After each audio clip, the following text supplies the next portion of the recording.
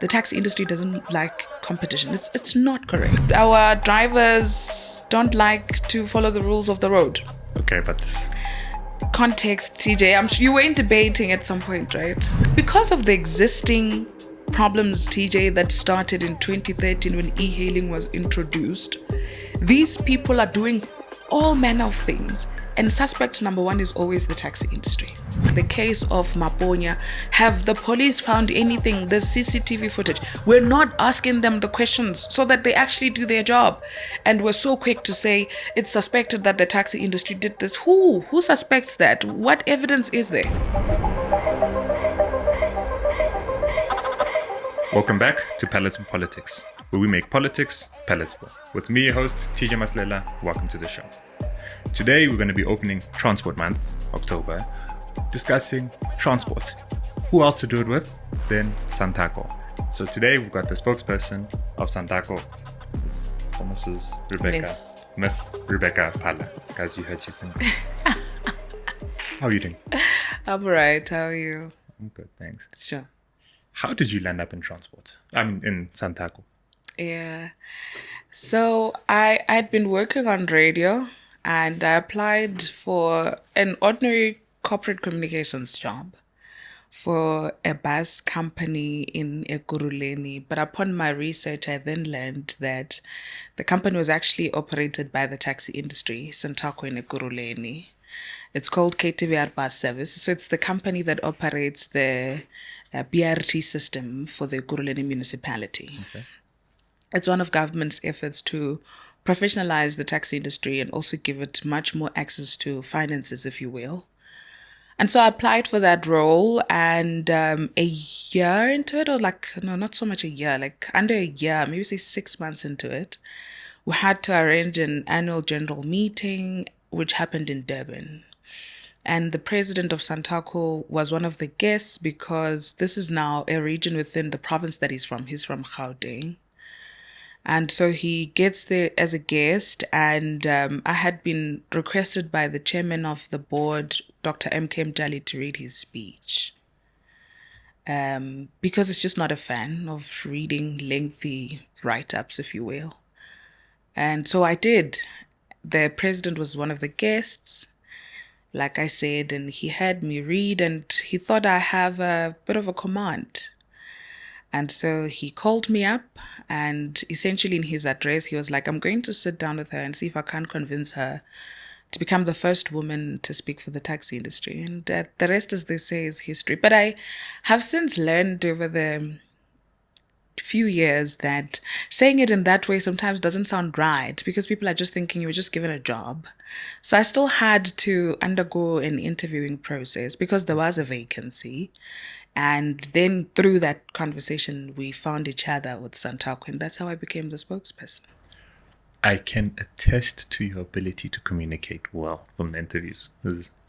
Your job's not easy. It's not. Your job's not easy. Yeah. So you've done well, and thank you. I can attest that it's not just because of the gender issue. Yeah. But on that, I assume there's a lot of patriarchy, especially in that industry. How do you navigate that? I believe a lot of it has to do with my upbringing. So I was raised by a very firm patriarchal father who taught softness and respect, but not necessarily to be like a doormat. Humility as the biggest way for you to break into just about any room and relate with just about any collective of people. I find that my way of just doing and saying things allows me to be respected, to be listened to, because I used to be a hectic feminist in my days in varsity. I still am a feminist, but the radical nature, I think, has lessened a bit with growth because I've learned that you don't always get things done and you don't always get to be understood because you are making noise and you're rough. So humility, I think that's the one thing that's keeping me going. It is incredibly very patriarchal, but I get listened to. I get consulted. Sometimes I don't always just offer my opinions. Mm-hmm. So I believe a lot of it has got to do with the humility that I carry, that I've been taught, which is sort of second nature for me. Yeah. Okay. Well, shout out to you. Yeah. Now going into Santaco, Can you give us an outlay of how it's formulated? Because I Yeah. mean, now the general conception is also that Santaco taxis, but then you say BRT. Can you give Sure. us an outline?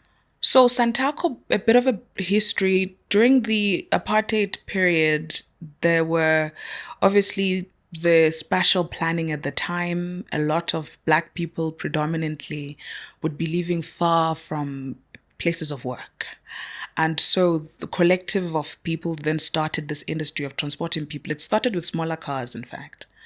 But over time, when it gained prominence, then the turf wars started. One person would feel entitled to a particular area. When a new player comes in, then that would cause a problem. So, in the lead up to the democratic process, then government immediately after 1994 starts up what they call the National Taxi Task Team. And so, what they do there is they take what were at the time many taxi bodies with bearing different names. Majority of them were called protacos, provincial taxi councils, and some others had different names. And so they identify the core leaders of each of the groupings, bring them together, and then they start conversation. It started from 1995, and only in 2001 were they able to then converge in Durban. And there, then they formed the, at the time, South African Taxi Council. But there was this one other collective, the National Taxi Alliance, that was still very strong and wanted to remain independent, if you will. And so what they then decided was, let's still form one body that would represent the entire country. Hence the N in Santaco, which was, so it becomes NTA within Santaco, to combine the two. So then it became from South African Taxi Council to South African National Taxi Council, 2001, in Durban.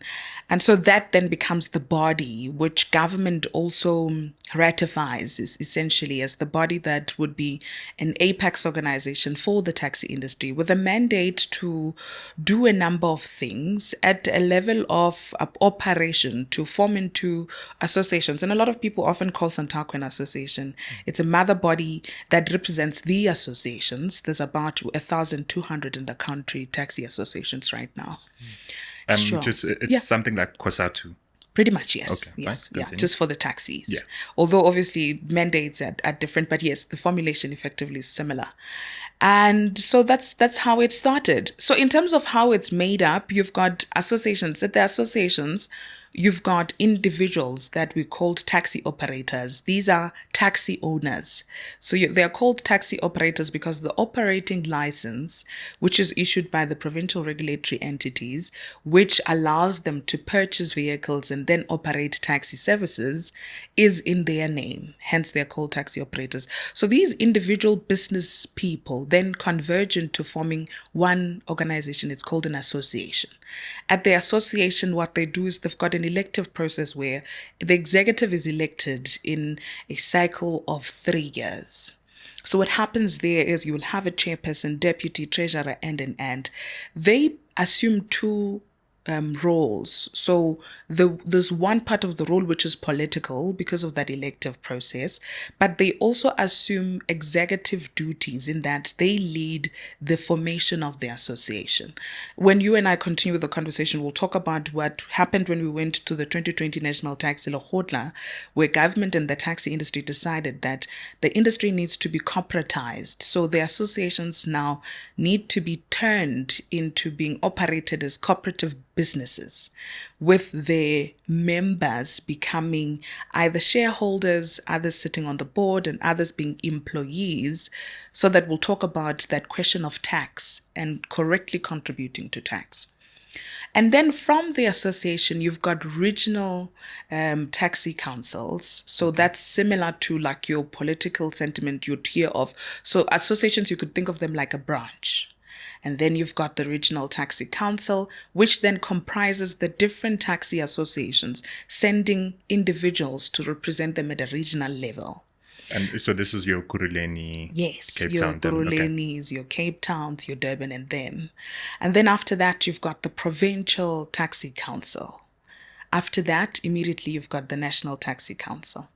At all of these levels, there's varied facets of leadership and authority, which would talk to issues of discipline if a member is found to not will essentially behave normally, or if an association is not doing what is expected to be done.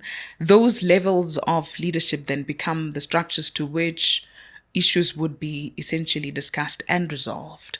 The National Taxi Council, which is where I sit, largely operates as a policy aspect of the taxi industry. So what we do there is we engage with government and business for the benefit of the taxi industry. The long-standing conversation of the subsidy, for example, is it largely sits at the national office where This is I a am. taxi revitalization subsidy, or No. is So it a it's different it's one? it's twofold. So remember, the taxi recapitalization is not too different from the BRT system. So it's a subsidy that government is giving to pockets of the industry, not the industry in its entirety, because you still have the minibus industry as it is, and we'll get into it so that we can unpack it properly. But it's completely different. So the subsidy we're talking about, it would be one that's similar to subsidies that are given to bus companies. Okay. So that in fact, the principle is often to say subsidize the commuter, so that the commuter does not have to pay as much as they're paying currently.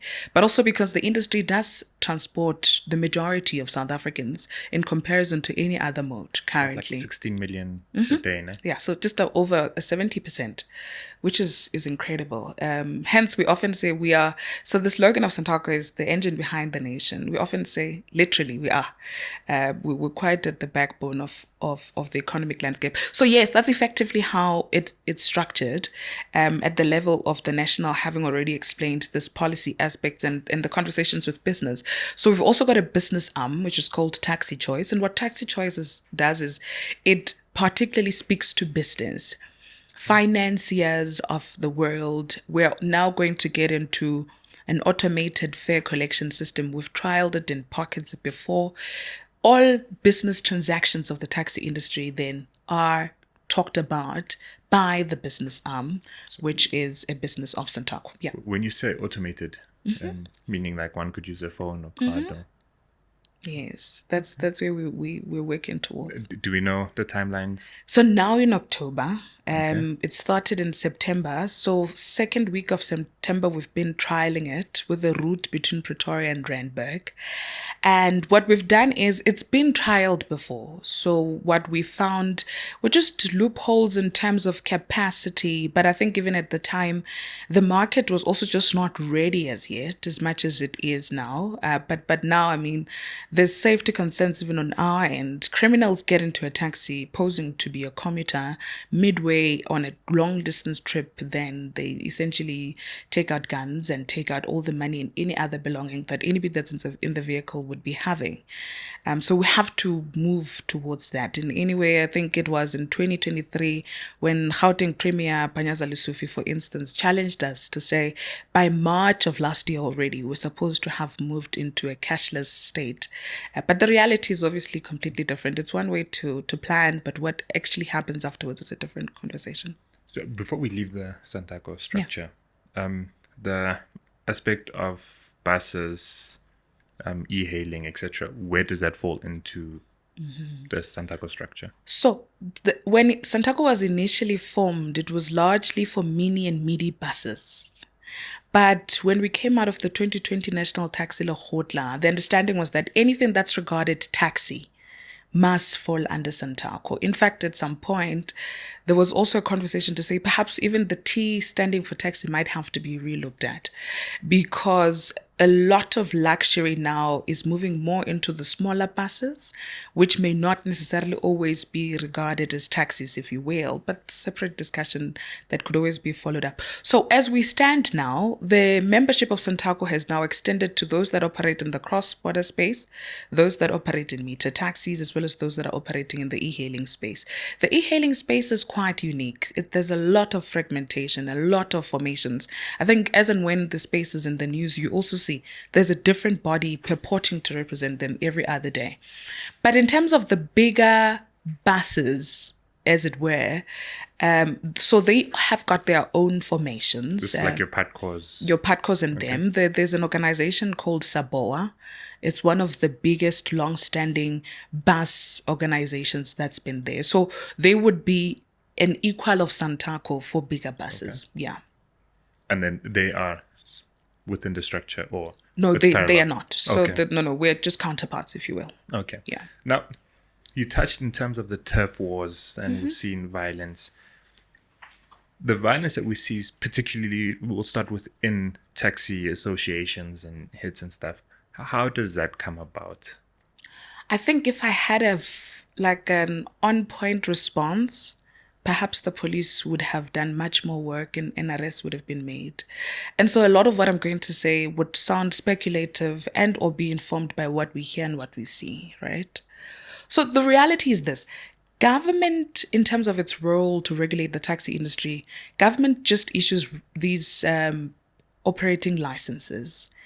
After that, the demarcation board will then always guide in terms of the determination of routes, who must operate from where to where. The reality of who gets allowed into a taxi association, how much money they put out as a joining fee, when can they load, and all of that has been left to the taxi associations, which are led by a democratic and incredibly political collective of people. So because of that background, that is often at the center of what causes some of these disagreements, right? As TJ, you've got an interest to get into the taxi business. You come to me as the chairman of Association A, and we don't agree for whatever reason. Or maybe I tell you, there's just not space now, but you want to get into the business. And because we couldn't agree, you decide that you're going to just not do things in an ideal way and essentially pose a threat to my life. So the understanding we have often is those are some of the reasons that lead to these wars. The other problem is, as and when, especially towards an elective process, the demarcation board will overlook areas in which municipalities they fall in and things of that sort. All of those processes often affect taxi rules. But there's a challenge in that the way that they are communicated does not always filter sufficiently into the industry. So I just wake up one day to operate into Area A, and I find that the demarcation process has changed and there's other new players there. And because we are operating a business at that particular point, we start questioning each other. Why are you here? I've got this paperwork. You've got that paperwork. And then it becomes a problem. The other issue, perhaps to use the example of what's been happening with the long-standing issue of water in Nanduwe and Soweto and Gauteng, where you've got these two associations that cannot fully understand whose point A starts where, who's supposed to offload where. And when you go back to check records from government's perspective, you find that there's been a duplication.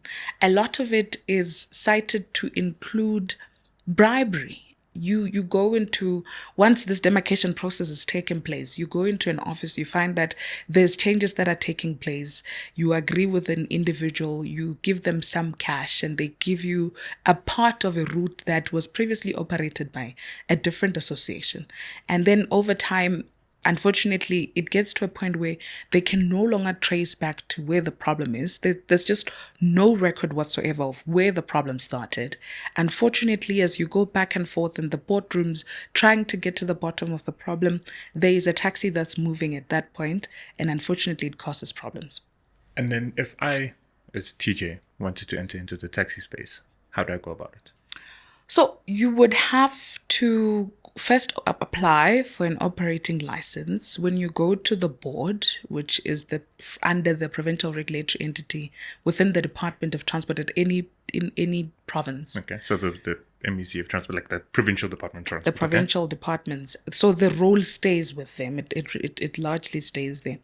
You will obviously go to them, tell them I've got an interest to operate in this particular area. Often what they also do is they, through government gazette, communicate as and when there's spaces in particular routes. So maybe say you would have already seen that and you put in your application.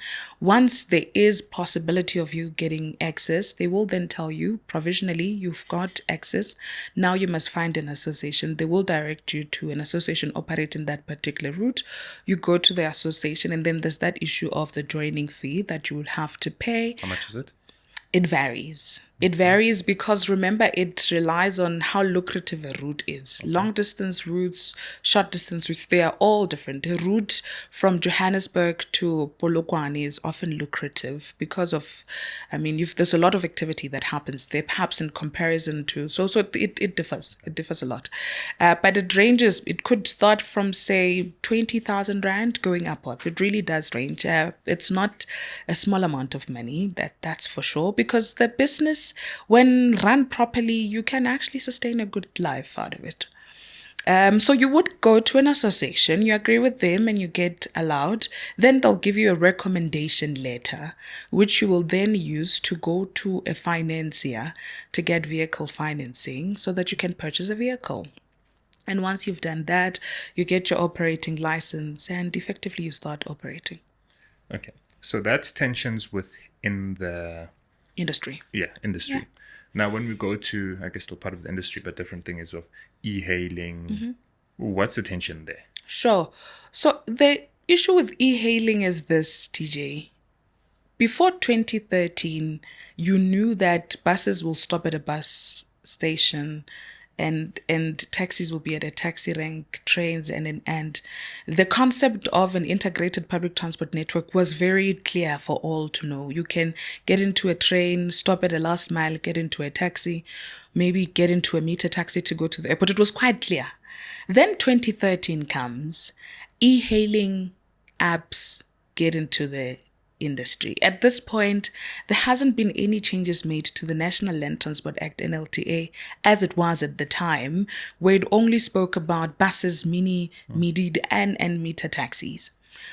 So there hasn't been any change to the legislation. Then these new players come with smaller vehicles. They are using apps that are not restricted by jurisdiction like the operating licenses that we have. And what that does is they go into just about everyone's work area, if you will. There has not been any communication whatsoever. All the communication that's been there is the advertising that's just everywhere. These apps are everywhere. They're talking about convenience and people are getting into them. So the problem started because government allowed for these app companies to start operating in the transport space without having made any changes to the legislation and having not as yet thought about how that would practically work in the existing transport network that we're having at the time. So as a result of that, these new players come into the area and effectively are taking business from every other player that's already in that sector. And then you will ask to say, but why are the existing players feeling like they are entitled to the business? So it's not necessarily correct. And to also, some people have even said the taxi industry doesn't like competition. It's not correct. The taxi industry was just reacting in shock to say, are we supposed to just sit back and relax and watch these people effectively come into our forte, a forte that requires us to pay hefty amounts of money to renew these operating licenses, to make sure that the vehicles that we're operating are roadworthy, at a time when we are transporting the biggest number of people, and there's already grievances because a bus is moving from point A to point B. It can move with 2 people. It doesn't matter because they've already got a grant. That's not the case for the taxi industry. So the little that the taxi industry was making at the time that e-hailing was coming is being taken from it. And these people that are taking from it are not expected to do the same things that the industry is doing to be able to operate a business. So that's at the center of why then the tensions started. I completely understand the aspect of unfairness that we must comply, but you don't have to. Yeah. But now, where does one find a balance between the aspect of innovation. 'Cause, I mean, one could have argued the same thing of smartphones now having weather apps and GPS that say you're infringing. So how does one find the balance between the aspect of innovation, entrepreneurship, etc., and competition fairness? Sure. Look, you do that through legislation. Because when something is legislated, it's exactly that. There's nothing you can do about it. So the biggest problem that came with this is that it's not so much that technology was being introduced. It's not that. It's to say, how is it being introduced and who does it benefit and who does it disadvantage? Look, taxi people, even when they also started seeing that it's gaining prominence, some of them started purchasing vehicles, smaller vehicles, and started branching into that because they saw that it is a lucrative business. So it's just a question of saying, are you going to explain to all of us what this is supposed to mean now so that we're still able to essentially compete fairly? Because there's varied facets of it. I mean, there's the concept of the pricing model to say a taxi from Tembisa to Campton Park would have cost 24 Rand. You can pay 20 Rand and it's two people in one car. Okay. So even for the part of the person in the smaller vehicle, that's the mathematics. It just happened, man. Yeah, it wasn't thought out properly. So what would the proposal be as to how it should work? Sure. Look, I think the proposal has now been realized with the introduction of the regulations, but we should talk about those regulations and what happens now, how practical are they, who is going to be held accountable and things of that sort. What should have happened is that it should have been planned properly, like I had said, but now that we're here, what needs to happen is the conversation about the subsidy model for transport in its entirety needs to start making some sense. It needs to start being practical. Look, when Fikile Mbalula was Minister of Transport, just before COVID and during COVID, he made it sound like we were almost there in terms of this concept of a subsidy. But what's since happened is different versions have come up, what regime could possibly work. Some have said maybe we should consider a tendering system where you would effectively give up your operating license, if you will, and tender. And really that depends whoever can get that. So it's saddening that we're still having that conversation because the biggest center for all of this to make sense is that there needs to be some sense of an equalizer. So that everyone understands that we're business people, we're competing, but we're starting on an equal footing. So look, the minister has gazetted the regulations. The regulations are talking about a number of things. One, the e-hailers will now have their own permits, so they'll no longer use meter taxi permits or charter service permits. There will be restrictions with geography, which is a big thing and it is appreciated. To say if you're going to get an e-hailing operating license for Johannesburg, you will operate in Johannesburg. We believe that that is that sense of equalizer. And what happens if I want to go from, for example, a Maboning to Pretoria? So the idea in the regulations is that the trip will take you there and then it goes back to its base, as opposed to moving from Pretoria to Maboning, get to Maboning and start operating in Maboning, thereby disadvantaging everybody else that is in Maboning and is stationed there.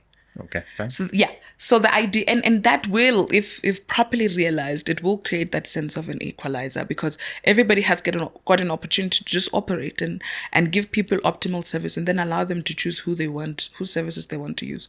There's also facets of safety that we are appreciating quite a lot.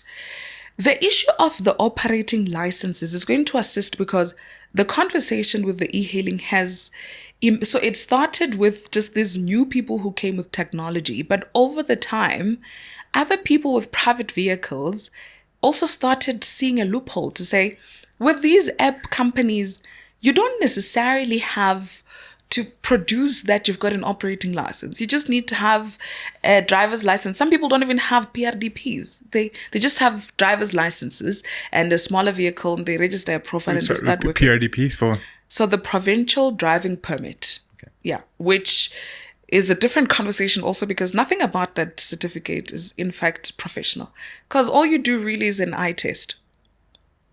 Okay. Yeah. And that's for people above 6'8", if you're transporting a certain amount of people. Yes, right? yes. So Okay. that's, from around 6'8" thereabout, and then going upwards. Okay. Yes. Sorry, yes. as you are. Yeah. So what then started happening is the concept of what former Transport MMC in Joburg, Kenny Kunene, calls amapel. So these people effectively buy these cars. It can be a 7-seater, it can be a small car, and they literally start behaving like taxis. They tout, they get into a mall or whatever place, they hoot, they literally behave like a taxi. What that does is two things. One, you are stealing from the people who've gone out of their way to get certified to offer a public transport service. But secondly, you're posing a threat to the safety of South Africa's commuting public. Because you could get into these cars, and the reports speak for themselves. Women are getting raped. It's a lot that's happening. And it's unfortunate because it's created this major vacuum. But because of the existing problems, TJ, that started in 2013 when e-hailing was introduced, these people are doing all manner of things. And suspect number one is always the taxi industry. Okay, before I go there, let me finish off. Then when it comes to, I guess it's somewhat linked to it. When you have, let's say I'm driving from here to wherever, Pretoria, and there's a hitchhiker there, and I'm alone, wouldn't mind some company, someone needs help. I pick this person up. As I pick them up, I get into trouble. Can you explain that? So first off, this vehicle you're driving, you bought as a private vehicle to be used for private purposes, not to commute people, right? Okay. If for whatever reason, I'll get into the trouble that you've spoken about, but I want us to understand the principle first. Okay. If for whatever reason you get into an accident with that vehicle, with that person that you don't know because you needed company, the insurance that you pay does not have that aspect of public liability because you didn't buy the car for commercial purposes. So it's in fact wrong for you as a private citizen to load somebody else, often to make money out of them, because it's not always that you're doing it out of the goodness of your heart. Okay, but you don't always do it out of the goodness of your heart. It's a separate conversation, but the principle is that there are people who are certified, permitted by the existing regulatory bodies to allow certain individuals with certain vehicles to transport other people, not just about anyone. And that's why for us as the taxi industry, if you're short of 2 rand or 1 rand, you can walk into a taxi rank and they won't turn you back, because we know that it's a responsibility that we have. But needless to say, South Africans have got rights, and one of them is the right to choice. And so if you choose that you want to get into a private vehicle, that's entirely your choice, right? And that's where the problem starts of what you're saying, getting into trouble. When then some members of the taxi industry then get out of their way to take your vehicle, in some instances, essentially impound it illegally, take it to a rank and demand money from you. That's entirely illegal. We don't have any authority whatsoever to be doing that. Those people that would have done that to you are the people we call patrollers, who are in fact mandated to safeguard the taxi business and to entice people who would be short of 1 rand, thinking, I can't go there because I'm short, to say, no, you actually can, and you will still be transported. But there's also an aspect of patriotism that when we stationed them there, we had in mind as an industry to say, so that you make sure you look out for that old woman that might just get into a car and never to be seen again. But what has since started to happen of people being violated, that's entirely regrettable. And that's why Santaco has always said, as and when you find yourself in that instance, please open a case, because that is pure criminality. Is there anything I can do in the moment that my car's been impounded illegally at a taxi Yeah. rank.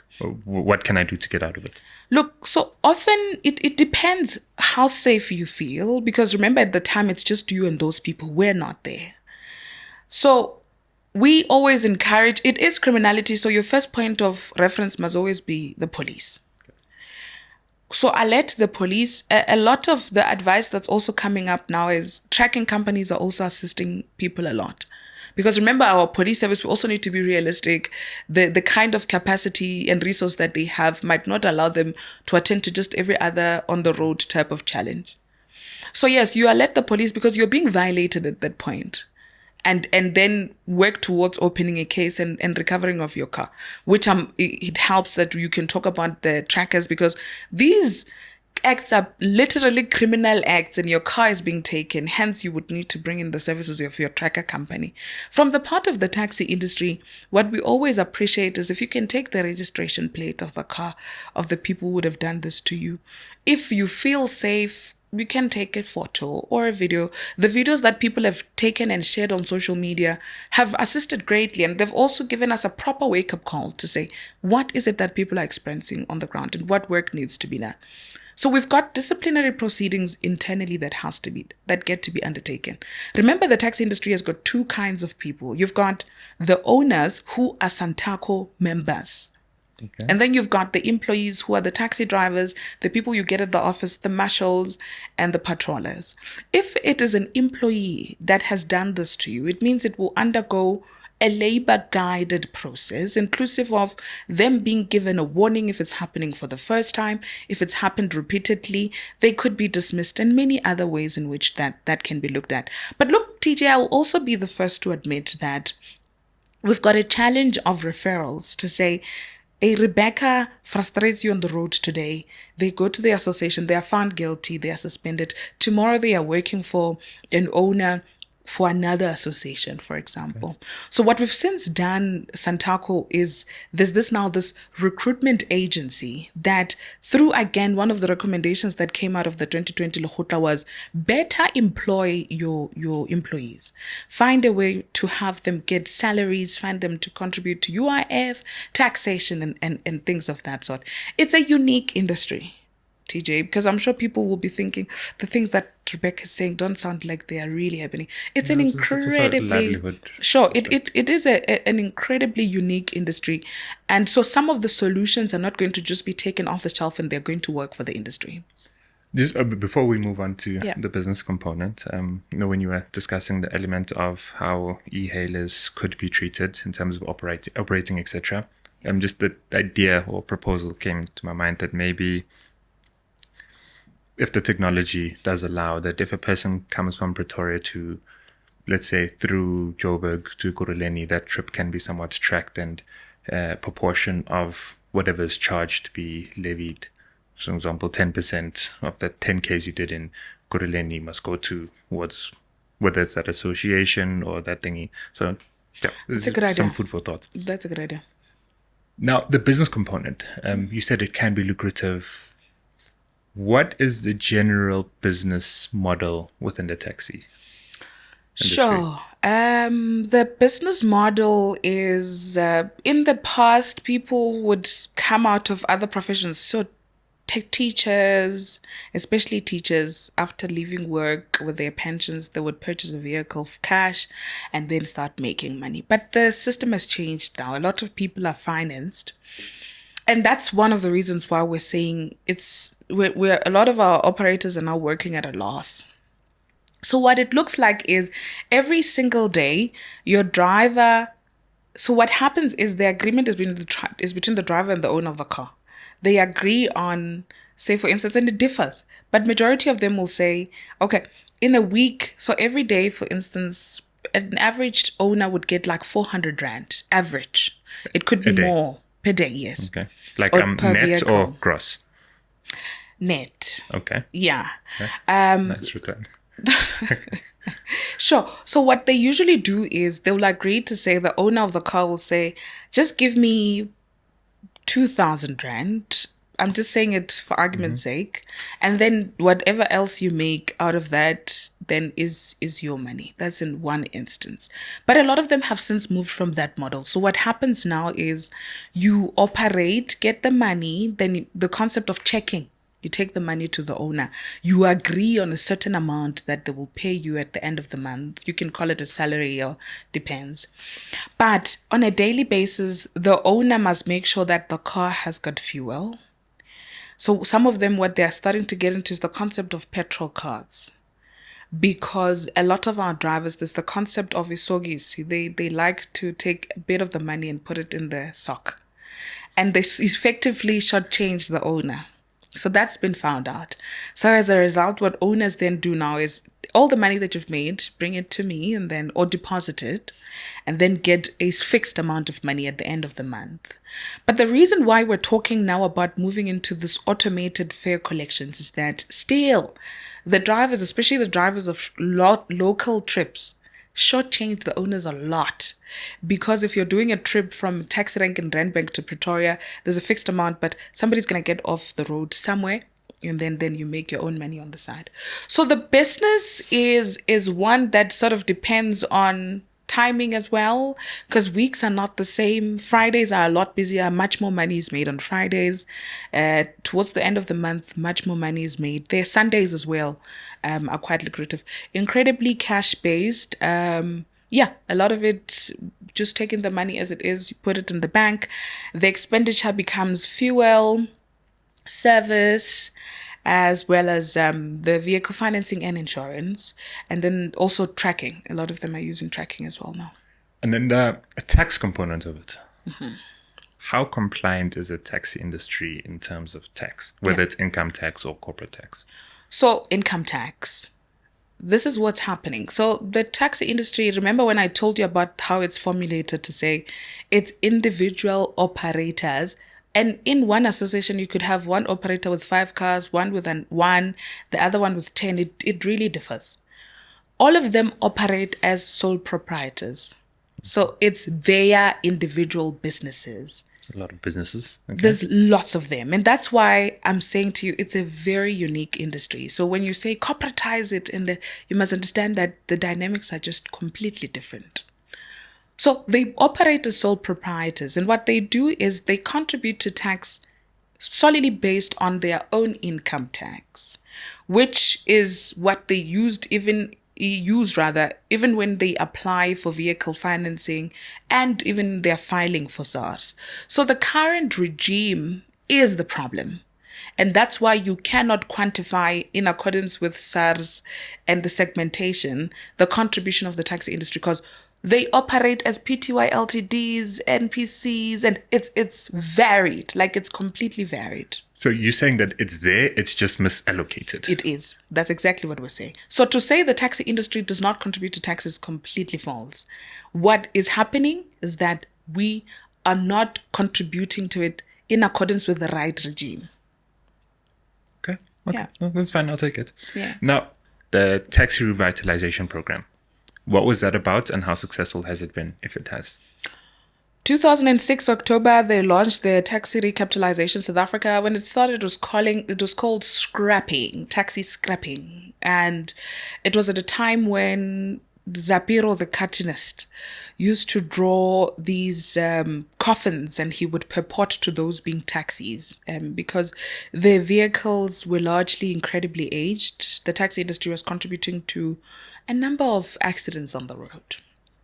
And so when government engaged with the industry to say, why are you not purchasing new vehicles? They'd be told, we're just not making enough money. If this car that you regard as Korokoro is giving me a good 600 Rand per day, and you want me to go purchase a vehicle that I would have to pay 12,000 Rand for per month at the time, and possibly not make enough to pay for the driver, sustain the car, and still essentially fend for my family, I'm going to choose this car that I can just fix for 50 Rand today with a guy under the tree and so forth.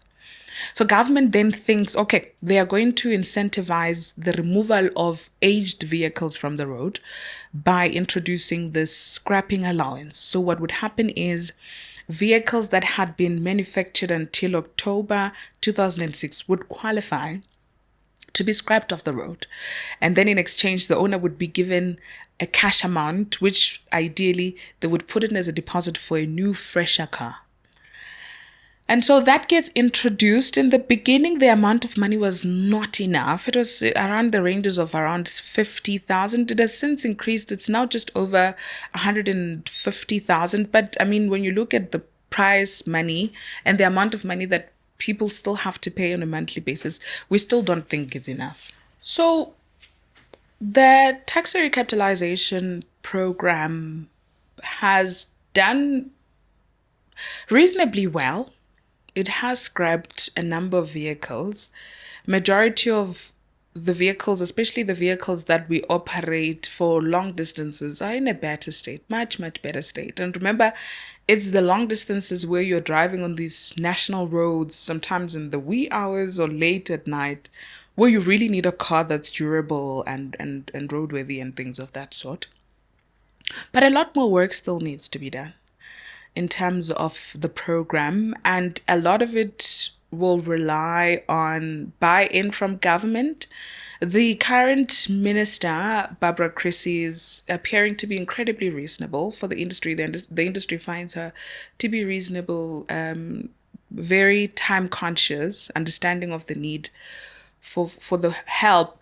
What needs to be sorted now regarding the scrapping program is the timeline needs to be relooked. There's many more vehicles that have since been produced post the timeline of 2006 that are completely aged. When you go to an area like Midrand, just get into the inner parts of Midrand and look at some of the vehicles there. Incredibly aged.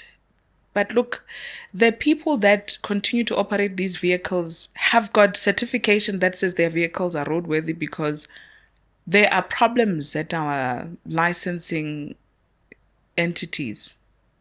It's like how people get driver's licenses in South Africa. Some money gets paid on the side and things happen. That's a problem for us because we cannot, like if you ask me, but why do you speak about those taxis in that way and you know them and why are they not being removed? It's because the people actually do have roadworthy certification that they've been given because of a lot of problems. And this is not us proudly admitting to enabling corruption and bribery. But the reality of the matter is it's the only thing that makes sense to say, why is it happening? So on our side, through the Tlhokomela Road Safety Campaign, whenever we undertake the campaign, when we get to taxi ranks and a car like that is found, it is removed from the road. But the reality of the matter is the industry is so big and we're taking it bit by bit. But, you know, government has got the infrastructure to just nip it once and for all. If a car is not roadworthy, don't give it the certificate so that it's not there on the road. I assume this is now becomes a point of contention, especially your city of Cape Town, etc., where vehicles get impounded, and then there's a fight. So you're saying this is one of the contributing factors to that? To a certain extent, look, the issues of the impoundment in cities like Cape Town, Ekurhuleni, Durban, Tshwane as well. A lot of it is, it's incredibly multifaceted. Look, I will admit that for us as an industry, that's why I'm talking about this Tlhokomela Road Safety Campaign, is because we know that some of our members also are just not coming to the party as much as we would want them to come to the party, because you just can't move people in a vehicle that's got smooth tires, for example. Drivers need to wear safety belts and things of that sort, right?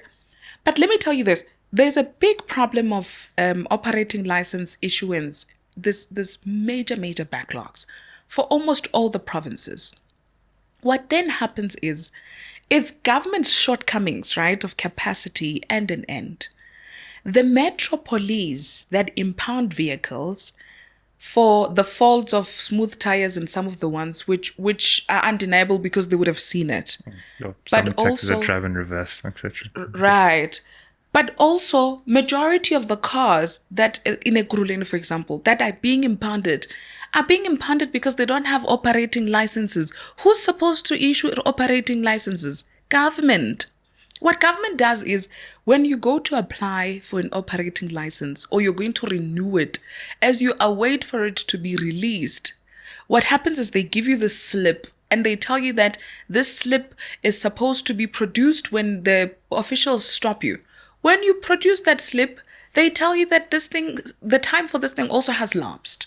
That's the frustration to say, who is fooling who here?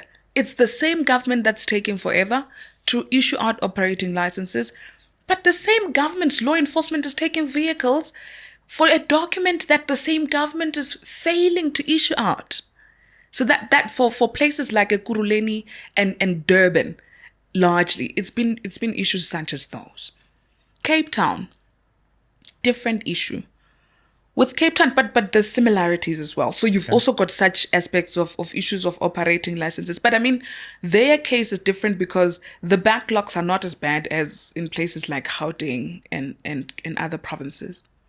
In Durban, it would just appear, we feel there's like a concerted effort to just punish the industry for like every single fault. I mean, in 2023, August, when the taxi industry effectively stopped everything, it had reached a point where there were just too many taxis that were being impounded for varied reasons.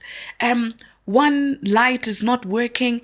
Things like, I'm not saying that we should be pardoned for moving people and vehicles that are not roadworthy for one way or another. But it was, man, every single fault, your car is being impounded. And the amount of money that you have to pay to get that car out was just incredibly hefty. Did you have an indication as to how much? It differs. I know in Ekurhuleni now, for example, it's like 3.5, and then they also charge you 1,500 rand for storage. So the minute they take the car, when you go there, it's like 5,000 rand. Every other day, and nobody really just has 5,000 rand just waiting. So you go there after 3 days, that's like an addition of two other 1,000 rand, 1,500 rand for every day. What's 1,500 a day? For storage, yeah. So when the industry says, rather we stop and fully understand, well, are you trying to get us out of business? That would be because we've been pushed to that extent. So places like Cape Town, there was a point where it really just felt like there were too many problems. But I mean, the problems now have obviously changed. There's been lots of problems with route conflicts. A lot of people have lost their lives. And as a result of that, government has had to introduce that stoppage of operation for 30 days amongst a number of routes there, which sadly will disadvantage commuters. And for us as an industry, it's difficult in many ways because how are you going to pay for that car? But we understand because it would appear it's had to be the last resort. And we're quite hopeful that it will be resolved. We've touched on a lot of challenges within the state and regulation, compliance, etc. And also the element of support being given by the same state. And now there's also the taxi relief fund, right? From COVID. Yeah, from COVID. Can you give us insight as to what that's about? COVID comes, we are all frustrated. People can't go to work anymore. That means the demand for our services is lower. Next thing, there's social distancing. We can't load full capacity. That again affects us gravely. We are obviously amongst the industries that have been hardest hit, and we're still feeling the effects. And so government introduces these relief funds. Remember, the SRD continues now as a result of that. SRD? Social relief of distress, yes. Yeah. There was some funds given to artists as well. So the industry also gets included in that.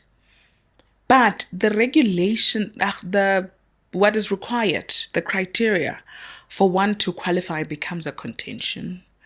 It says that you would need to have a valid operating license. Again, that issue of we don't have operating licenses. People have applied for operating licenses from as far back as 2019 and they still don't have them. They've had to renew again and again and again because there's problems of capacity. So the same government says, I can give you money, but you would need to produce a document that myself as the government have been failing to give you. So it's taken a lot of back and forths. People did apply. In the beginning, it was 5,000 Rand that was being given once off per operating license to the owner. AKA per taxi. Per taxi, pretty much. Yeah, I think it's easier to understand that way. Per taxi, and the money is being given to the owner of the taxi whose name is on the operating license. So that's taken a long time because of that. But also remember, I said we're a unique industry. So the process at the time included, online applications. These things were sounding too sophisticated. I think for a lot of us as South Africans, we fully started to acquaint ourselves with the technology way of doing things at the height of COVID. For my industry, it was just a slightly much more difficult to understand these things. And a majority of our people at the time didn't even use smartphones. They used those phones the 2G phones that have got much more battery life. So it took longer for us to apply. The time came and then it lapsed, and then former Minister Chikunga relaunched the relief funds in 2024 around March, just before, around that time. And then she also announced that there would be an addition of 2,200 Rand. So for the people that had already accessed the funds, then they would get a top up, which effectively meant just about everyone else would still have to put in their applications. So that has since been happening. And as time progressed, the criteria was still the same. But Santaco sits on the board of the company that facilitates these funds, which appears to also be the company that's running the tax recapitalization program, TRSA. And so we spoke with both government and through continued conversation, then we agreed to say, because through the INATIS system, which is government's system that bears the reference and details of every taxi operator, rather use that system to confirm if a Rebecca that's put in an application does qualify and was affected at the time of COVID. Hence, they would be able to get the funds. So as a result of that, we've since been able to have them agree that now you have to submit your certified copy of ID, proof of residence, and then a stamped letter. If you've got operating licenses, copies, which were operating around COVID well enough. So those are the funds that are still being distributed. The final call is that they will be distributed until the end of Transport Month now, on the 31st. So that's the last time for any taxi operator who qualifies to get access to the money. In closing, what's the biggest myth about Santaco and the taxi industry? Just one. Okay, we can say 3. Sure. The first myth is that the taxi industry does not like competition. It's entirely not true. The taxi industry has been the greater part of the public transport network that I've spoken about, the integrated public transport network. We've always coexisted with trains, with meter taxis, and there's no difference with who's coming out now. What the taxi industry appreciates is for things to be rolled out correctly and for everyone to, with new players coming in, for those in existence not to be disadvantaged. That's the first one. Okay. The second perception is that the taxi industry is a law unto itself. Again, not true. If the taxi industry was a law unto itself, I don't think we would feel a need to still apply for operating licenses. We wouldn't still feel a need to urge government to regulate the sector better. We wouldn't be encouraging people to trust in law enforcement as and when they face criminality. We would be doing things on our own accord. We've been quoted repeatedly saying that we are part of the country and we listen to law enforcement. We don't have a problem with law enforcement. We wish law enforcement did more. The number of cases, for instance, related to e-hailing that are there are so many, TJ, and I still don't hear journalists following up to say the case of Maponya. Have the police found anything? The CCTV footage. We're not asking them the questions so that they actually do their job. And we're so quick to say it's suspected that the taxi industry did this. Who suspects that? What evidence is there? South Africans need to stop thinking that the taxi industry is accused number one, as and when there are problems. It was the taxi industry, TJ, during the 2021 unrest that protected centers of employment in the form of malls If we were a law unto ourselves, we wouldn't have done that. We are the biggest patriotic sector, right? And by the way, fun fact, the taxi industry is the biggest employer after government in terms of creation of employment. And that should be appreciated. When people say, yeah, one time when the taxis are not operating, because I monitor a lot of our social media platforms, people sending us messages, it's so peaceful on the road when you're not here. That means it's peaceful because 70% of the commuting public didn't go to work. It's elitist. And that's problematic, and it's very elitist. You shouldn't say that, right? Third myth is that our drivers don't like to follow the rules of the road. Okay, but context, TJ. I'm sure you were debating at some point, right? No, were no, you not? Okay, that's sad. You should have been. Context. The fastest way for you to get to a job interview as a commuting public is probably always a taxi. We will admit that there's pockets of recklessness. That's why we came up with that Tlhokomela road safety campaign. But TJ, the reason why taxis are driving on the yellow lanes and sometimes overtaking you is because just as the driver is about to drive past the traffic light, somebody there at the back says, I said after robot. He literally has to hit that emergency brake and find a way. Do you know why? Because buses have stops. BRTs have got trunk routes.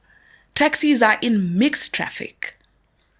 The infrastructure that exists currently does not favor us. And yet, we are the biggest transporters of people. So every time when you see a taxi driver, you must understand that the material conditions are just not ideal. Look, I mean, I understand having used taxis and it was a breeze that you just get in. It's your problem, not mine. Yeah. But thank you for making time for us and giving us insights. Yeah. Guys, thank you for tuning in. Please don't forget to like, subscribe, share, comment, let us know who else you'd like to hear from. And at some point, we're going to try get the states so that we get the other side. So indicate what you'd like to hear from them. But happy Transport Month. Thank you. Thanks. Palatable Politics.